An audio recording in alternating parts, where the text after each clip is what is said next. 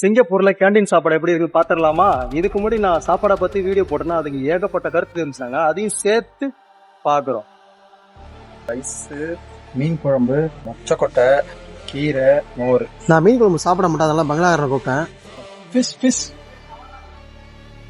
I don't eat fish. எல்லா மீனும் எடுத்துட்டு போக சொல்லிட்டு அவனும் எல்லா மீனையும் எடுத்துட்டு அங்கேருந்து கிளம்பிட்டான். சாப்பிட ஆரம்பிக்கலாமா? நல்லா தான் இருக்கு.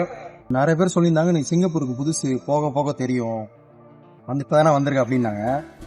நான் ஆயுசு முழுக்க இங்கே இருந்தாலும் சரி இப்படி தான் இருப்பேன்.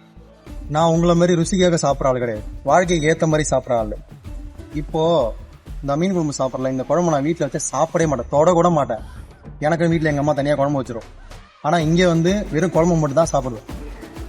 ஏன்னா நான் வாழ்க்கையை கற்றுக்கிட்டேன், அதுக்கு ஏற்ற மாதிரி வாழ்கிறேன். ஆனால் நீங்கள் இன்னும் கற்றுக்கலன்னு நினைக்கிறேன். கற்றுக்கும் போது நீங்களும் வாழ்வீங்க. நீங்களாம் வாழ்க்கையை நல்லா வாழணும்னு நினைக்கிற ஆளுங்க.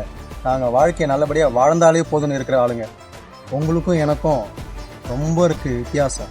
ஏணி வச்சா கூட எட்டாது. ஒருத்தர் சொல்லியிருந்தாரு, என்ன ப்ரோ ப்ரொமோஷன் பண்ணுறியா, எம்மா வாங்கிட்டு பண்ணுற அப்படிங்கிறான். நான் ஏதாவது ரெஸ்டாரண்ட் ஹோட்டலில் போய் ப்ரொமோஷன் பண்ணி தான் 4 காசாவது பார்க்கலாம். இதில் நான் ப்ரொமோஷன் பண்ணி என்ன போகுது? நான் சாப்பிட்ற சாப்பாடு வந்து 135 வெள்ளி. சத்தியமாக இதோட கேண்டீன் பேர் கூட எனக்கு தெரியாது. வந்து 6 மாதம் ஆகுது.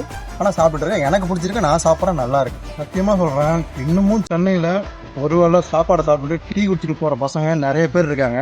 உங்களுக்குலாம் தெரிலன்னு நினைக்கிறேன். ஒருத்தர் சொல்லியிருந்தாரு,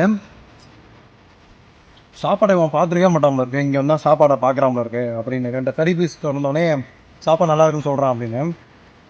நான் பார்க்குற சாப்பாடும் இல்லை, சாப்பாடாத சாப்பாடும் இல்லை, அதுமாரி சாப்பாடு இல்லாமல் தெரிஞ்சிருக்கேன். அப்படியே பட் எனக்கு தெரியும் சாப்பாடு கிடைக்கலாம் அதோட வழி என்னென்னு. இந்த சாப்பாடு கூட கிடைக்காம எவ்வளோ பேர் இருக்கான்னு தெரியுமா? சில பேர் என்ன சொல்லியிருந்தாங்கன்னா, சிங்கப்பூர்லேயே கேண்டீன் சாப்பாடு நல்லா இருக்குன்னு சொன்னோம், ஒரே ஆள் நீ தாண்டா அப்படின்னு. நன்றி. வீடியோ பிடிச்சிருந்தா லைக் பண்ணுங்கள், உங்கள் ஃப்ரெண்ட்ஸுக்கு ஷேர் பண்ணுங்கள், முக்கியமாக ஃபாலோ பண்ணுங்கள்.